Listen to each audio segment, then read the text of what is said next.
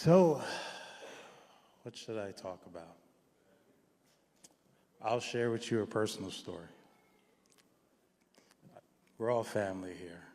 Even though, I know most of you guys, I believe, but we're still all family because we all part of the church, right? The body of believers. So I will open myself up to you guys and share a personal story. So a struggle that I went through recently, my wife was diagnosed with cancer last year in September. Small tumor. It's not like, crazy, but it's still cancer, right? And we were trying to figure out how to deal with it. We moved in faith. We prayed, we fasted, we sought God, we went to the hospital, we did our due diligence. We studied, went to Google, went to YouTube, searching everything that we can find on what causes cancer, how can you heal it, Is there anything that we can do that doesn't include surgery or radiation? And we were praying to God for a miraculous healing. We wanted God to just snap his fingers and say she is healed. And that, obviously, that's not how he heals her, but he still heals her. Sometimes we want God to move the way we want him to move and do things the way we want him to do things. But I learned that it's not about what we want. It's about what he wants. And just last week, my wife's surgery came up, January 16, Thursday. So I was with her for her surgery. We got back today. She's back home now with our children in our bed. Not in bed, but she's home enjoying herself, Everything is great. Everything is well. But there's a lot of lessons that I learned. And it's funny because the minute we got home, Zach calls me and says, all right, you're going to open up for prayer, right? I'm like, yeah, sure. He said, well, we also need you to give a testimony for 30 minutes. So I said, okay, Zach.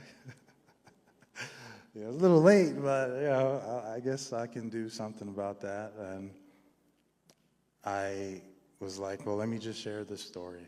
Because right before we went to the hospital, I got some news at work. Tuesday, to 2 days before we left, I had a meeting with my CEO and the vice president of operations. And I worked with this company for about 3 years now. I've done hundreds of projects for them. And they said, Hans, we're sorry to have to tell you this, but we're going to have to let you go. And at that moment, I'm thinking to myself, oh, my Lord, right? My wife is about to have surgery. They know she's about to have surgery. They already gave me leave so that I can be with her for the 7 days that she's going to be in the hospital, and they terminate my position. What is this? You go on Khalil's spot. Khalil. Khalil's spot. So you're just doing, and then he's going to go, then you're going to do your whole thing. Wait, what whole thing? You're not doing your whole testimony. I'm not doing my whole testimony right now. Things change so fast. So what am I supposed to do? Cut it? All right. Well, all right. Well, I'll give it a little bit because I do want to teach you guys something too. I want to share something about something that gave me strength. 1 second. A good brother gave me this book for Christmas. It's called A Leader of Purpose and Power by Dr. Miles Monroe. And I brought this book with me to the hospital while I was caring for my wife. And I want to talk about leadership. I'll probably do that when it's my time to go. But I will not keep you in suspense, and I'll tell you a little bit about the story. So, Tuesday, right? Come back with me. Tuesday, they said, Hans, I'm sorry. We're going to, have to let you go. We appreciate all the work that you've done, but we can't afford your position anymore. And to my surprise, I wasn't the only one that they fired that day. So I got a text message from my creative director, and she said, I just got fired. And then come to find out, they fired like 70% of the company that same day. They just let like people go, and I was just like, wow, was not expecting that. In my mind, I'm like, how am I going to explain to my lovely wife that I lost my job right before she had to go in for surgery, to fight for her life. So I decided not to. I said, I'll tell her after her surgery, She doesn't have to worry about that right now, right? She has enough to deal with. Let me not put another burden on her shoulders. And so that's what I did. So while I'm in the hospital, Thursday, it was a long surgery, but everything went well, And then that night, it was probably the worst night. And seeing her in that much pain and not being able to do anything for her but, rub her feet, it's something that humbles you as a human being, as a husband. But, we got through it throughout the week. She got better every day, And I was just there. I was everything she wanted me to be. I was the maid. I was the butler. I was the massager. I was the cleanup guy. I did everything in the hospital. I think they got tired of seeing me in the hospital. They're like, "Is he still here? Isn't he gonna go home?" I'm like, "No, I'm not leaving anywhere. This is flesh of my flesh, bone of my bone. Right? I'm not leaving her. I don't know you people. I love you people. I don't know you people. I'm sure you guys will do your job, take care of her, but it's God gave me that duty to take care of her as well." So I was there with her. Same jeans. I wore these same jeans for the past 8 days. I know that's, not the best thing to say, but it's the truth. It's the truth. I was in the military, so I deployed in 07, 08. So I'm not a stranger to not having everything you need as far as hygiene. So I do what I have to do. I did shower though. I showered. I had different changes of shirts and stuff like that, underwear. I took care of myself. But throughout the entire time I was there with her, I was trying not to let her know what I was going through, because it wasn't about me at the time. It was about what she was going through. And then this book really opened my eyes, or reminded me what a leader is. And that's something I wanted to talk to you guys about, leadership, because it's something that it's very important, but a lot of the times we kind of, it's ambiguous. We don't really truly deep dive and really try to grasp it. If I asked you guys, what is a leader, what would you guys say? What is a leader? Someone who leads, Brooklyn. Someone who tells a follower, do what you're supposed to do without saying. Show someone what they're supposed to do. Oh, I like that answer. I like that answer.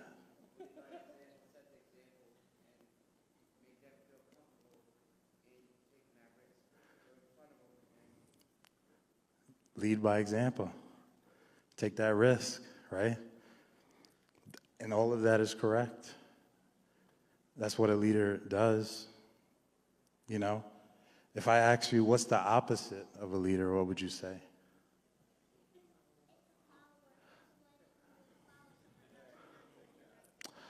That's a good answer, But let me ask you another question, Brooklyn. Can you be a leader and a follower at the same time? Really?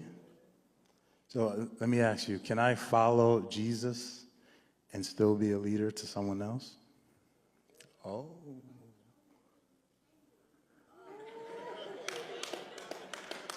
Okay. So let me ask you, what's the opposite of hot? Yeah, what's the opposite? Cold.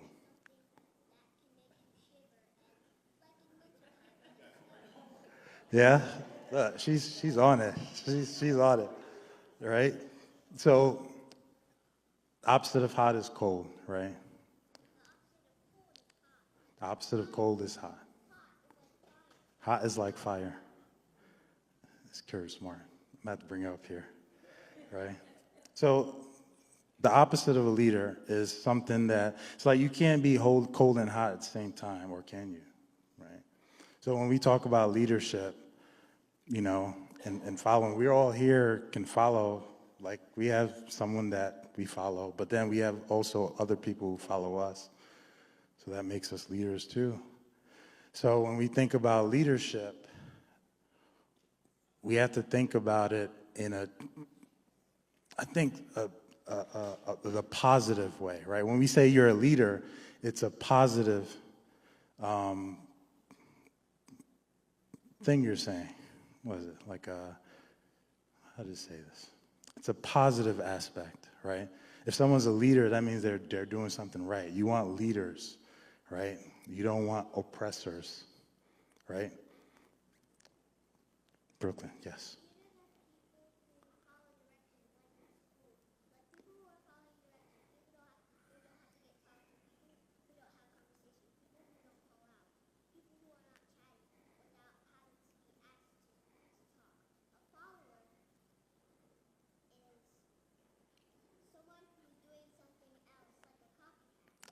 Copycat. Okay.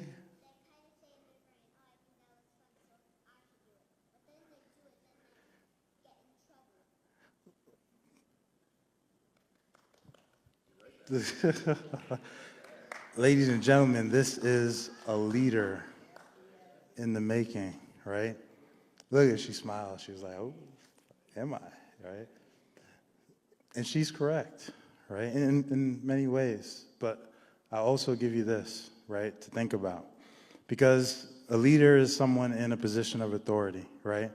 A positive aspect of it. So what's the negative aspect of someone in a position of authority? Someone who doesn't lead by example, someone who uses force to get their way, someone who, say it again? Abuse, right? Someone who abuses their authority or their power. Ego, arrogance, and pride in a negative way, right? All of these things aren't leadership, but they're still someone can be in a position of authority, right? So the opposite of leadership, of being a leader, is being a tyrant or being an oppressor, right? Two sides of the same coin. You're still in authority. But here's the truth. We're all called to be leaders. We're all born with the ability to lead. The Bible tells us that, right? In the beginning, right? When God made man and woman, right? He said, made him in his image. He created him in his likeness. And we know God is the ultimate leader, right? He gave us authority. He gave us positions. He gave us abilities, talents. He gave us a purpose, all of us. He called all of us to be these things, to be stewards of this world. Everyone here is supposed to be a leader, right?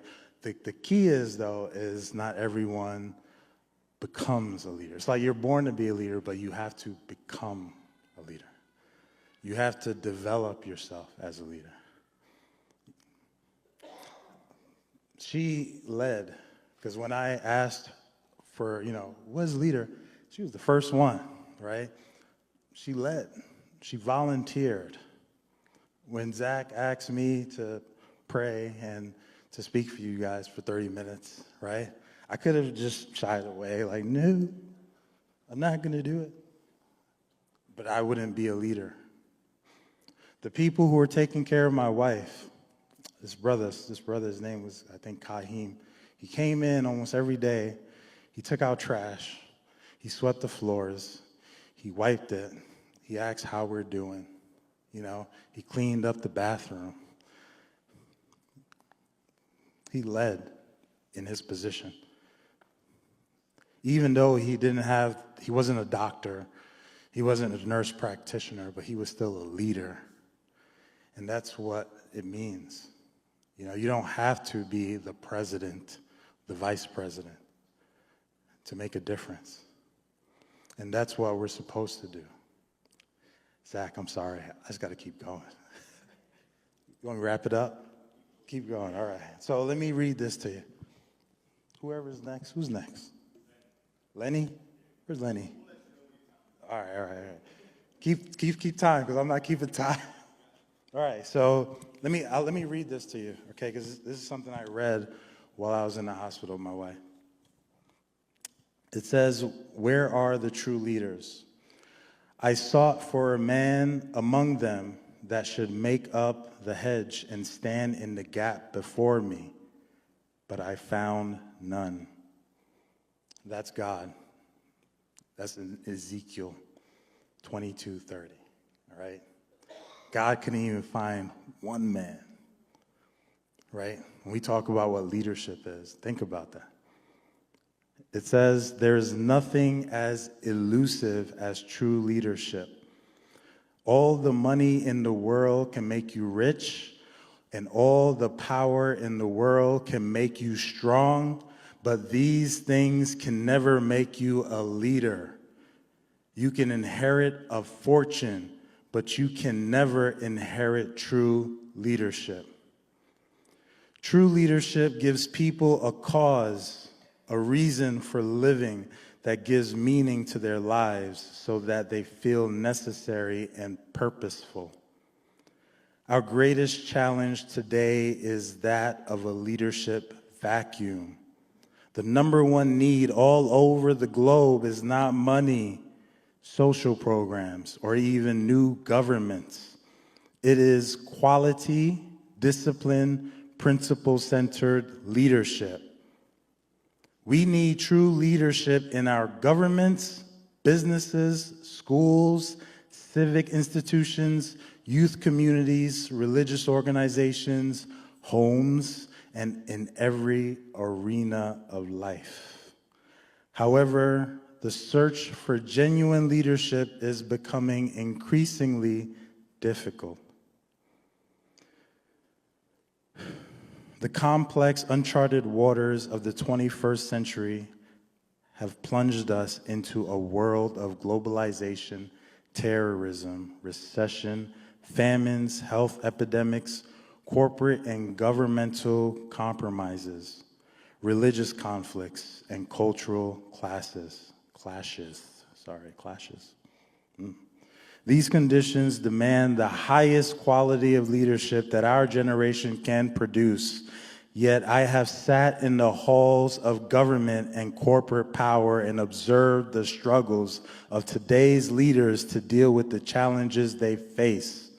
Many leaders just don't know how to lead any longer. There is no greater need in our world today than effective, competent, moral leadership. That was Dr. Miles Monroe. If you don't know him, he passed away. Those words ring true today more than any other day.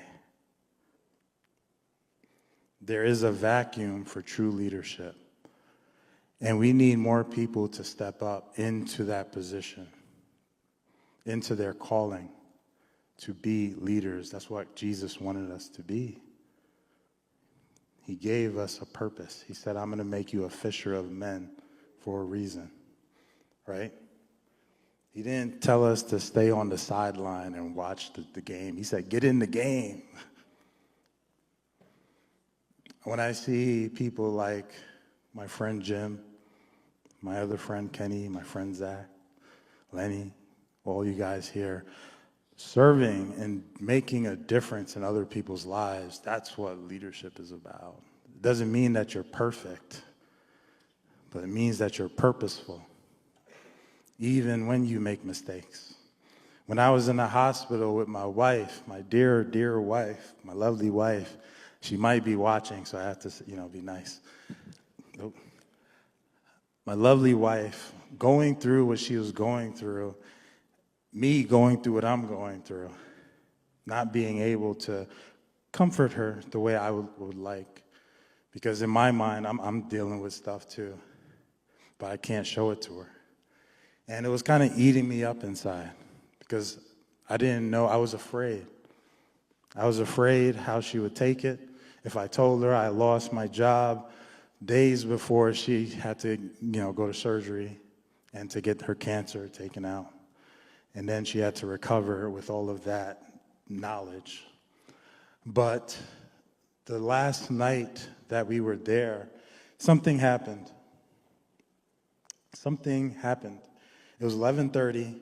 I was kind of typing away. So her bed is like right here. She's sleeping. And I'm here just typing on my laptop. And then, I'm thinking, it's all good. I'm doing my thing. And then all of a sudden, she wakes up and she starts screaming, like uncontrollably. And I turned around and scared me. I was like, what's going on? I'm coming to her and she's like afraid and screaming, ah! I was like, what's going on, right? And then all the nurses come rushing in. And then I'm like standing like above her like this. And in my mind, I'm like, oh no, this doesn't look good. So she's screaming frantically. The nurse is coming in like, what's happening? I'm like, I don't know. Bad dream. I don't know. And she's like, yes, bad dream. And so they calmed down. I think they monitored us before that, after that, because there's like, I don't know what's going on. This guy is trying to hurt her. But, it was an embarrassing moment. But, I asked her what happened. And she turned to me and said, when I opened my eyes, I thought you were my dad. And I'm like, what? She was like, I thought you were my dad. You spitting image, you look just like him, like he was right there, like you was him. And I just couldn't help it. I'm sorry. And I said, you don't have to apologize. Her dad passed away, all right, in 2019. I knew her dad very well. He was a leader in my life, a mentor to me. I saw him pass away when I had to stay with her in the ICU when they were trying to resuscitate him back to life. But, God called him home. And it touched me. I got shivers when she said it. And I'm like, what? I don't know what it meant. I'm not trying to decipher it. But it just, like that night, it just hit me like rocks. And I just started crying in front of her because I felt like a failure. Because I'm now in a position where I can't take care of my family. Seeing my wife go through what she's going through and not even having the courage to tell her the truth about what's happening with me. So I stopped, I paused, I'm like, you know what, babes, I gotta tell you something. So I told her what was going on. I told her I lost my job. I told her they let me go. I was fired. And I explained to her, they sent me a little NDA agreement to sign. They said, we'll give you like 2 weeks of pay after 3 years of, giving you guys all this time, 2 weeks of pay, right? I got 2 kids, I have mortgage, 2 weeks of pay. That's my severance. So I told her, they want me to give her this computer back and everything. And she was like, okay. Well, she said, all your work is on that computer, right? I was like, yeah, all the work is there. And he's like, don't sign anything. She's like, keep the computer. She was like, what's $2,000 worth of hundreds of projects, videos that you've created for them? And all they're going to offer you is $2,000 for your time. She was like, no, forget that. Keep the computer. At that moment, I was like, hallelujah, my wife.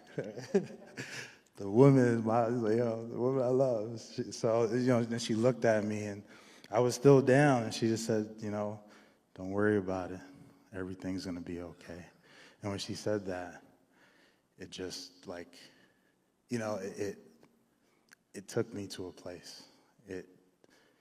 It showed me what love really means, what leadership means, because I'm supposed to be the head of my household, but I could still be vulnerable to my, my significant other, and she's still willing to follow. And that really humbled me, because she's a leader as well. The kids follow her. We're leaders in our house. My kids are leaders. They got to make up their beds. They got to take care of themselves. That's what leadership is supposed. You're supposed to be able to lead, right? You said it. Lead. What does it mean to be a leader? It means to lead. So I'll tell you a really quick formula. I call it the true leader's formula, and I'm going to wrap it up, okay? I don't have much time, and I don't want to bore you guys any longer, okay? So, true leader's formula. What does it look like, or what does it mean to be a true leader? You want to say something? You got to come up here and say it. You got to come up here and say it. All right, you stay right there. I'm going to put it right here, okay? What do you guys say? What's a leader? A leader is someone who can follow directions, pay attention, not have conversations, and not be able to pay attention and not get distracted. Oh, amazing. Look at you. Amazing. So she answered a part of the formula, right? The first part of the formula is L. Okay, I'm going to give you 4 parts. There's 7, but I'm going to give you 4 because I don't have much time. Zach. Blaming Zach. So the first part to being a true leader, number 1, is to lead, right? What does it mean to lead? Think about that. What does it mean to lead? I ain't going to know. You put your hand down. You're going to eat up my time. We're going to talk on the sideline, me and your puppy, right? First thing, he wants to say something too. Wait, you can't say it. Say it. I'll tell you one word, right? Leadership or leader equals character. Do you guys know what that means? You guys know what character is? I know you know what character is. Look, she's outdoing all of you grown-ups, okay? She's outdoing all of y'all. Character. When we talk about leadership, we're talking about character. Character. That everyone here has the same attributes, right? Discipline, honesty, integrity, courage, perseverance, self-control. Doesn't this sound familiar? Hope, faithfulness, righteousness. Sounds familiar. Isn't that God? That's what God wants us to be, right? The fruits of the Spirit, right? Love, peace, joy, faithfulness. So leadership deals with character, because that's what it is. And we have to develop character. We all have it, but not all of us develops it, right? How many of you develop self-control? How many? Nobody? I saw a few hands, right? How many of you have mastered self-control? You've mastered that? Yo, goodness, great.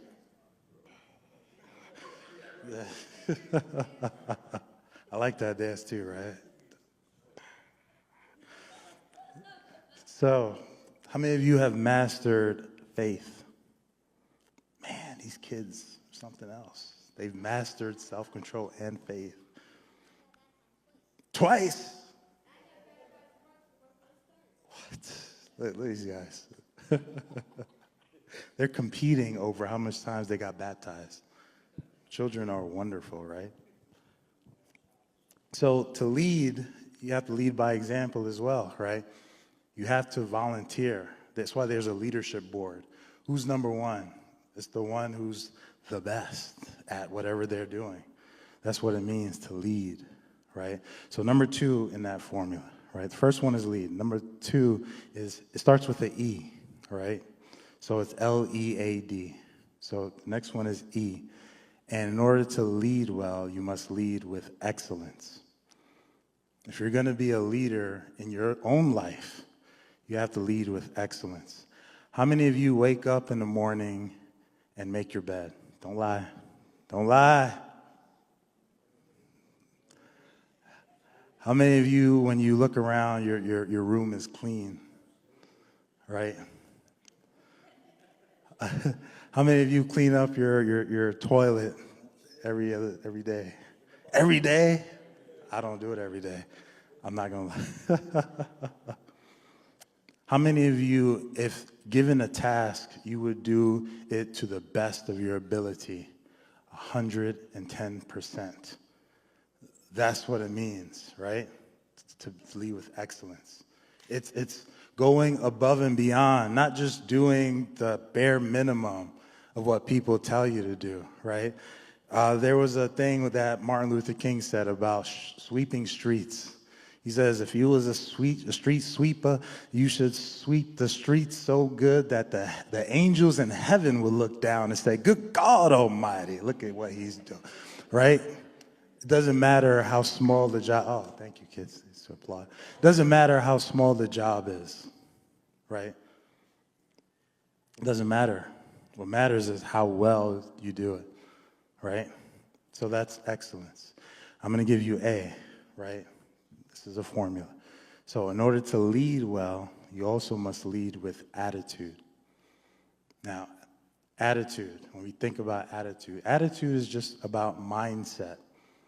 What do you think about yourself? How do you think about yourself, right? How do you look at life?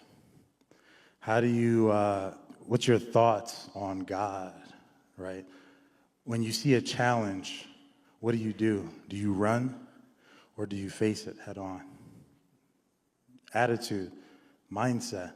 When someone looks at you the wrong way or says something derogatory to you, how do you address it? When a situation comes up in your life, right? When you can lie or tell the truth, what do? Tell the truth. That's easy to say, but is it easy to do all the time, right?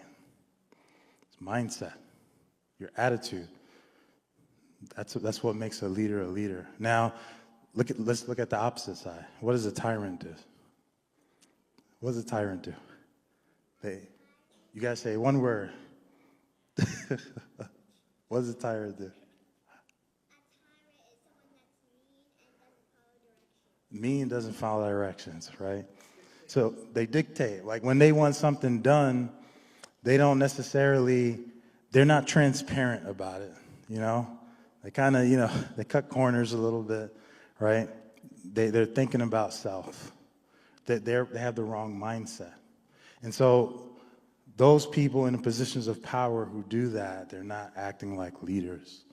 And that's something that we have to understand, right? So number 4, there's more to this, but I'm going to wrap it up, give you the basic version. Number 4, right? In order to be a true leader, you have to learn to develop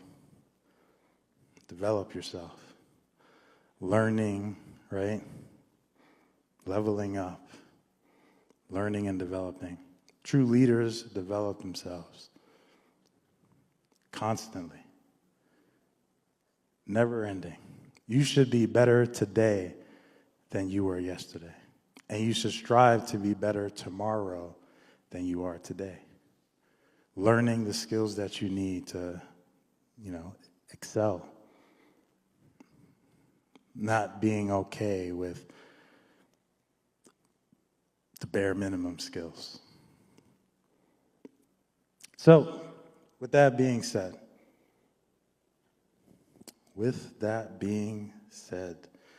we live in interesting times that calls for true leaders.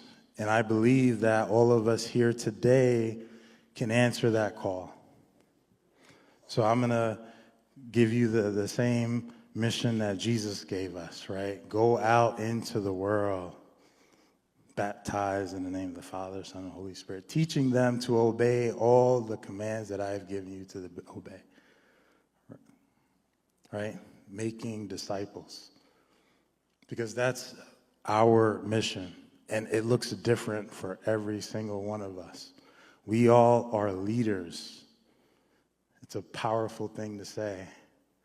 It's very hard to convince people that, right? We don't need more quarterbacks. We don't need more athletes. We don't need more lawyers, doctors. We don't need more politicians, good God. We don't need more politicians, right? We don't need more soldiers and generals and all of these people. What we need is more leaders and stewards. That's what we need. That's what we need. So.